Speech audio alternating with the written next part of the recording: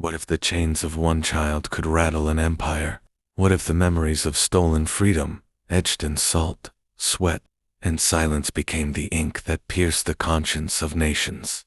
Who was the boy, torn from Africa's embrace, who rose from the darkness of a ship's hold, to wield the pen as a weapon sharper than steel? This is the story of Olaudah Equiano the slave, who exposed the truth to the world. The sun hung low over the red earth of shimmering across fields where children's laughter once ran as freely as the wind. Among those children was Olaudah, a boy of 11, with eyes wide as the horizon and dreams as untamed as the rivers of his homeland. His village thrived in rhythm with the land market chatter at dawn, fires crackling at dusk, drums carrying stories into the night. But on a day that should have been ordinary, the world shifted. It began with silence. No drumbeats, no laughter, only the rustle of footsteps in the grass. Before Olaudah could cry out, rough hands seized him, gagging his voice, binding his arms. His sister screamed a sharp, piercing sound that tore through the air, before it was swallowed by the chaos of capture. He was dragged away, stumbling, terrified, his heart thundering louder than the footsteps of his captors. The world blurred, huts fading, trees bending, horizon breaking. A boy had become a prisoner, a child turned into cargo. Nights blurred into days as he was traded from hand to hand, each stranger colder than the last. Olaudah's small body bore the weight of fear, but his mind clung to fragments his sister's face, the warmth of home, the echo of drums. Yet each mile pulled him further from everything he knew. And then came the sea. The Atlantic stretched out like an endless grave, its waters black with secrets. Along the coast, monstrous ships loomed, wooden beasts with sails like wings of death. Olaudah was forced aboard, thrust into a world where the air reeked of sweat, blood, and despair. The Middle Passage had no mercy. Bodies lay chained in suffocating rows, every breath stolen by rot and sickness. Screams filled the dark belly of the ship, some of agony, others of souls leaping into the sea, choosing death over bondage. Olaudah, trembling in the suffocating dark, wished for the same release but clung to life with an unyielding instinct. He was a boy in a tomb of the living, his eyes wide in terror as the waves beat against the hull like a relentless drum of fate. By the time the ship touched foreign soil, the boy who had once laughed beneath the sun of Africa was gone. In his place stood a child marked by chains, haunted by ghosts of the ocean. He was sold, bought, renamed, and stripped of identity. Yet deep inside, a spark flickered, an ember of memory that chains could not extinguish. And as he looked upon this strange, merciless new world, Olaudah felt the tension coil within him. The struggle was no longer for freedom alone. It was for survival, for voice, for truth. The boy was silent for now, but silence has a way of turning into thunder. The plantations, the ships, the markets, everywhere Olaudah was sent. He carried the same chains, invisible yet unbreakable. His body belonged to others, but his mind began to sharpen like a blade hidden in shadow. Sold into the service of naval officers, Olaudah found himself swept into the world of the British Navy. The ocean that had once threatened to devour him now became his prison, and yet his classroom.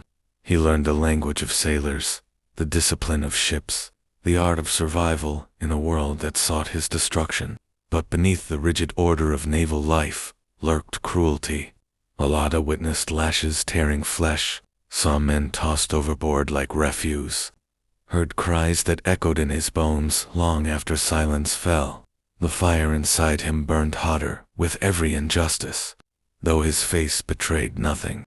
Years passed, and the boy grew into a man.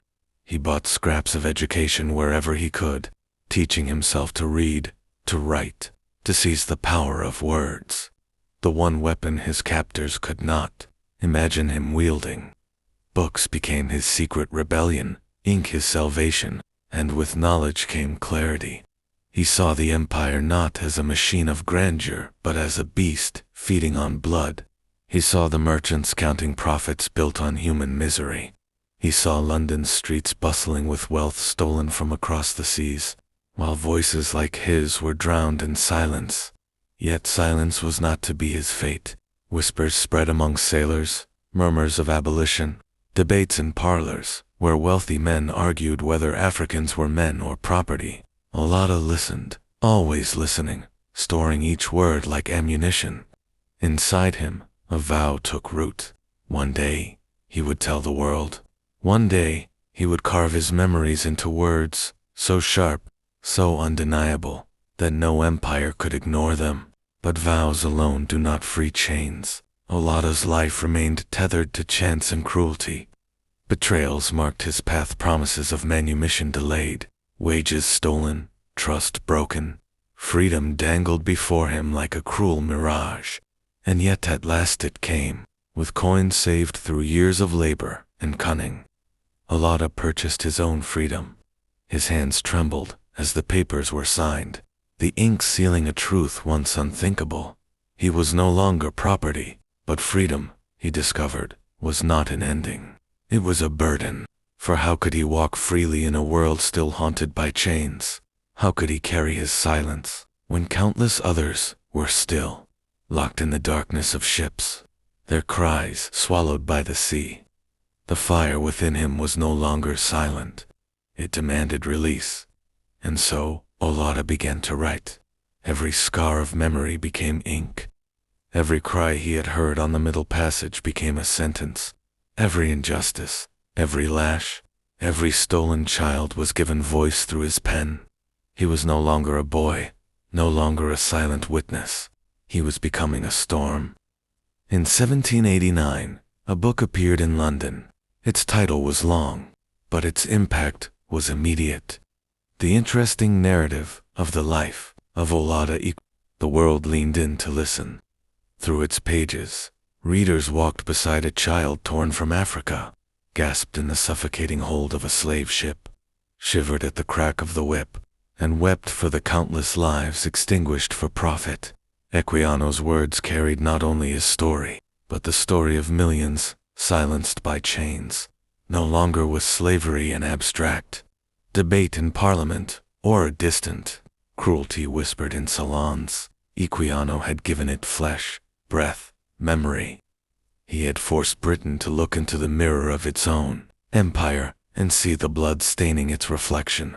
The book spread like fire, its pages passed hand to hand, its truths echoed in sermons, speeches, and petitions. Women and men, rich and poor, abolitionists and skeptics, were forced to confront the reality Equiano had laid bare. He became more than a man. He became a voice, a witness, a thorn in the side of an empire that thrived on silence. But with recognition came danger. Some dismissed him, calling him a liar, a fraud, an upstart daring to challenge the foundations of British power. Yet, Equiano stood firm. His very existence was proof enough. A boy once chained, now wielding words as weapons. A man once silenced, now roaring across nations. Years turned, and the tide began to shift. Abolition gained ground, petitions filled Parliament, and public conscience stirred like a restless sea. Equiano did not live to see the full victory, but his words, his haunting, unflinching truth, became part of the tide that would one day wash slavery from the empire's shores. And so we return to the question, what if the chains of one child could rattle an empire? Olaudah Equiano, as life answers it. For his chains did not remain chains, they became words. His silence did not remain silence, it became thunder. His stolen childhood did not remain loss, it became history's weapon against injustice. Even now, his voice lingers. In every debate on freedom, in every struggle against oppression, his words echo, reminding us that truth, once spoken, can pierce even the mightiest of empires. And so the boy stolen from Africa became the man who gave the world its most dangerous gift, memory. If Olaudah Equiano's voice still echoes in you, do not let it be forgotten. Share this story, Leave your thoughts below, and join us by subscribing for more untold histories that remind the world that silence can become thunder, and memory can shake empires.